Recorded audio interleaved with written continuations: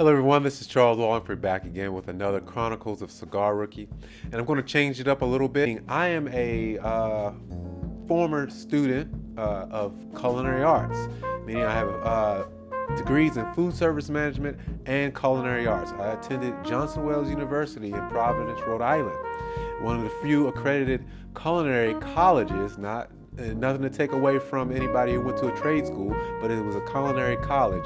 And this is not new to me, and I want to let you guys know that I have some expertise. I'm not just a silly cigar rookie. So let's get started. We're going to talk about pairing, and I want to teach you about pairing rather than completely show you, hey, this pairs with this, try it. I'm going to tell you first, I'm going to tell you how to pair, and then I'm going to tell you, hey, I think this works good, and you're going to know from this information I provided to you why it should work or why it works. All right, so let's get started with pairing. First off, pairing is when you put two food items together and they come up with either a brand new flavor or it accentuates one of the other food item at hand.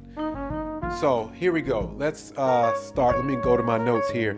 So food pairing, we often see with wine. Wine is what we think of, wine and food. And what do we learn first? We learn reds go with dark meat, or they go with a red sauce, meaning like a marinara sauce. A dark meat meaning like a beef or venison.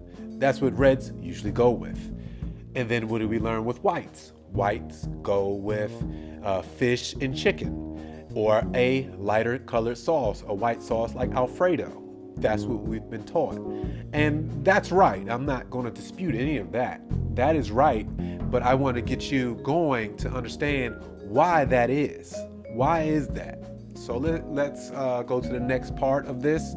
That is the three different situations when we pair. Okay. When we pair, three things happen. The first thing that happens is the worst thing. Or one of the three things that will happen could be the worst thing. So first, what you may experience when you're pairing is a clash. A clash can mean two things. When those two food items come together, either as alcohol and meat, cheese, or something like that, they clash, and the flavor together is, for lack of a better term, nasty. So when you put those two flavors together, they clash and they make a nasty flavor together. Otherwise, if you had one by itself and another one by itself, these two food items by themselves, it would taste fine, but when you put them together, they clashed. Another thing happens in a clash, besides being nasty, what can happen is they cancel each other out, where you don't really taste anything new, nothing happens. And that's still a negative thing, and that's a clash also, because they cancel each other out. Now, the next thing that could possibly happen, I call it the opening act and the main event. The opening act gets the main event going, meaning you will have a food item or drink item.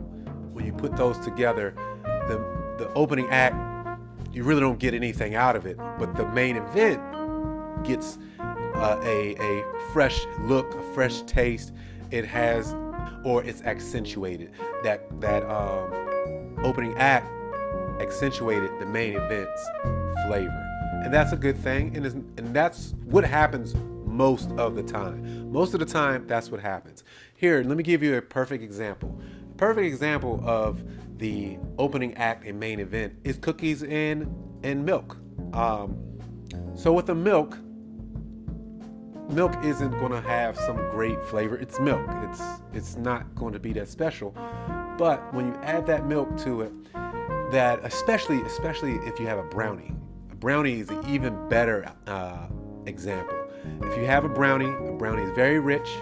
It's a lot of chocolate flavor, and that milk cuts that flavor, or it pulls it back or mellows it out, and it allows it to taste a little bit better. You may be able to taste a couple different ingredients because of that. Now, to go backwards to talk about that clash, if you were to have chocolate milk, that would be so much chocolate flavor that you wouldn't really taste the chocolate milk, the chocolate in the milk, and you may not taste some of the chocolate that's in the brownie. You won't taste all some of the smaller details of that brownie, the hints of these different flavors in that brownie. So you have white milk rather than chocolate milk. All right, the last thing which may happen, which is what you hope to happen, which also is rare, is the perfect pairing. A perfect pairing where both food items come together, they make a brand new flavor, and it is wonderful. Those flavors would not be possible without those two flavors coming together. Now, again, this actually is rare. For an example, this is the perfect pairing. Chocolate and mint. Chocolate and mint should not go together. Chocolate and mint should not go together, but it does. If we think of peppermint patty, that works. For some reason it works. Or even better, the favorite Girl Scout cookie, Thin Mints. They work. They absolutely work. And we don't usually pair chocolate with mint, but it works. And then on top of that, how many of you don't like chocolate and mint? So it goes full circle. For some, you may have the perfect pairing. For others, it may be an absolute clash and you find it gross, nasty, or what have you.